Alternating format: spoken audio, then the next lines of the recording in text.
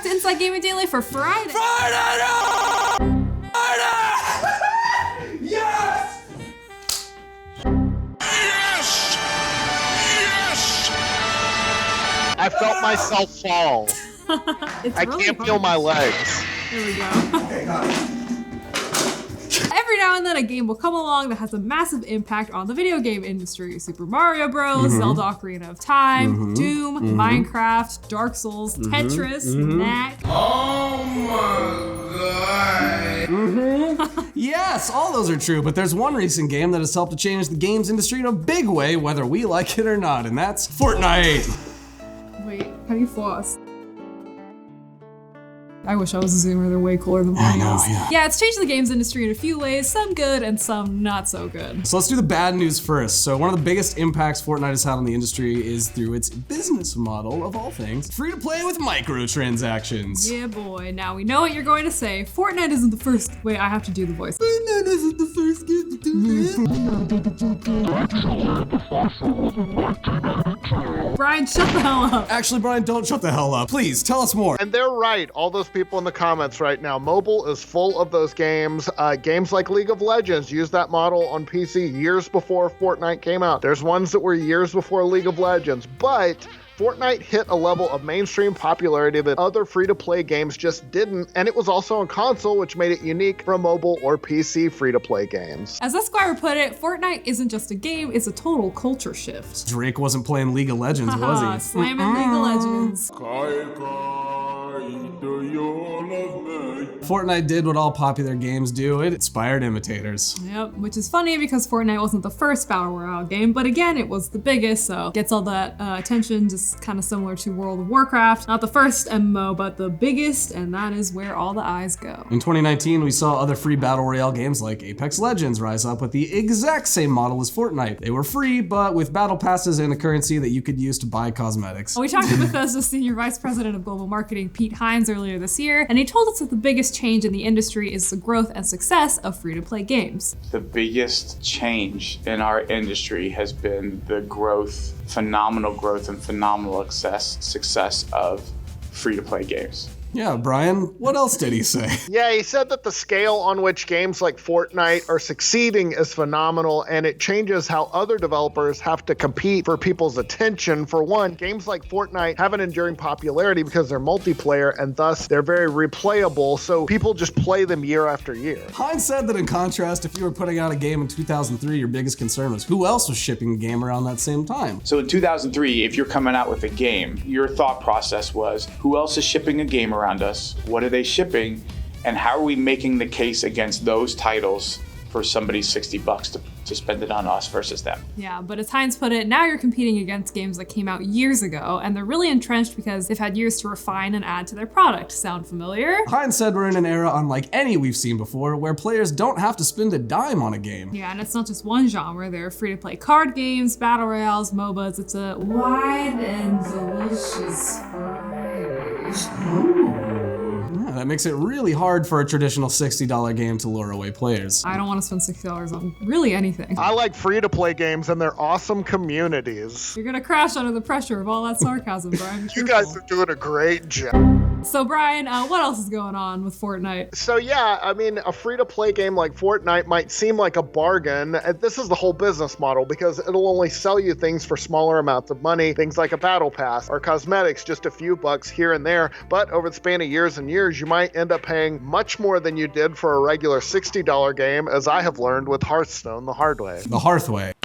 Nice. Yeah, and that business model is extremely profitable. Fortnite made $2.4 billion in digital revenue last year. Other free-to-play games earned boatloads too. League of Legends made $1.4 billion in 2018, and PUBG made over $1 billion. That's chump change. Now, those games made more money than every so-called premium game in 2018. The highest was FIFA 18 with $790 million, followed by Grand Theft Auto 5, which made $628 million. And both of those are full overpriced and have lots of microtransactions. So You do the math. What free-to-play games have shown is that you don't need to charge money up front to make a big profit. You just need to get players in the door and hook them on your game, and they'll keep coming back for more. well, it's profitable. This new model also pissed off a lot of players, especially when it led to microtransactions popping up in $60 games. Yeah, makes sense. Yeah, I mean, free games like Fortnite are one thing, but when players started to see games like Battlefront 2 come out with some shady-ass microtransactions, they revolted. I understand, you know. Brian, say words. Nowadays, we're seeing other games shift to more of a battle pass system, like the one that Fortnite made popular. Modern Warfare's done that. But like it or not, free to play is here to stay, and we have Fortnite to thank for that in large part. Yeah, there's also another big way Fortnite changed games, and this time it was for the better. We're talking about crossplay. Crossplay. Yeah, that's much better change than making microtransactions ruin video games. Happy New Year, everybody. So yeah, as Fortnite was becoming a global phenomenon, everyone was playing it on a lot of different systems, and while you could play other people in Fortnite on Xbox One, PC, or Switch, Sony was a holdout with the PlayStation 4 and wouldn't allow its players to play with other consoles or PC. Brian, what effect did that have? It made them really mad because the PlayStation 4 was the most popular console of this generation, but Sony was stubbornly walling it off from everyone else. And you might remember some people started playing it on the PlayStation 4, and then it came out on Switch, and people were logging in on Switch, and they're like, wait a minute, why can't I import my character from PS4? And Sony was like, that's just too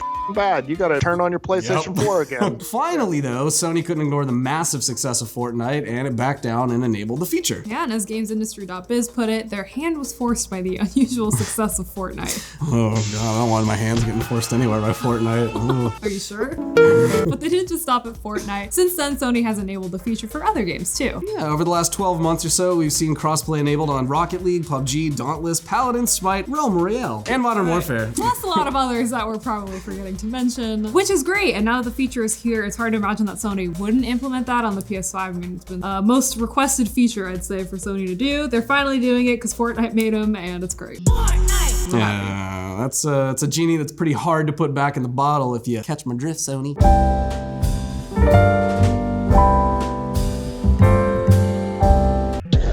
If the PS5 came out and Sony didn't allow crossplay, that would just be a weird look, now wouldn't it? Yeah, it would be super weird. I mean, not saying it couldn't happen. Sony's done weird in the past, Yeah. but it would be weird, a little too weird, even for Sony. Remember when their ad campaign was just a baby? Probably have Fortnite to thank for that. If it wasn't so popular, Sony might not have ever felt the pressure to allow crossplay. Thank you, Fortnite gods. So there you go, 2 big ways Fortnite changed gaming. Oh, and we didn't even mention the Epic Game Store. Fortnite is responsible for that too. Cue the angry gamer comments. Brian, thoughts? There's the angry gamer.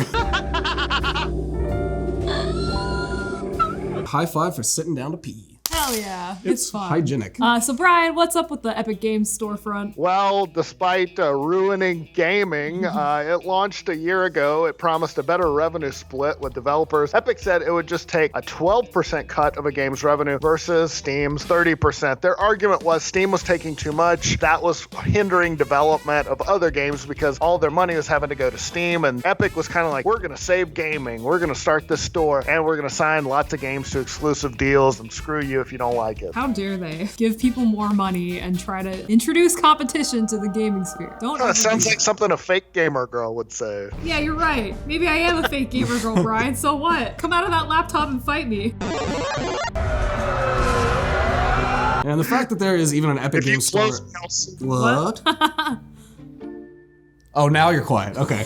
Yeah, and the fact that there's an Epic Games Store at all is directly due to Fortnite. At the time, Epic CEO Tim Sweeney said that as a developer ourselves, we have always wanted a platform with great economics that connects us directly with our player. Thanks to the success of Fortnite, we now have this and are ready to share it with other developers. Of course, Epic also made exclusive deals with high-profile games like The Division 2, Metro Exodus, and most recently Borderlands 3, which pissed off a lot of gamers who preferred their Steam client launcher. Thanks, Fortnite, you son of a...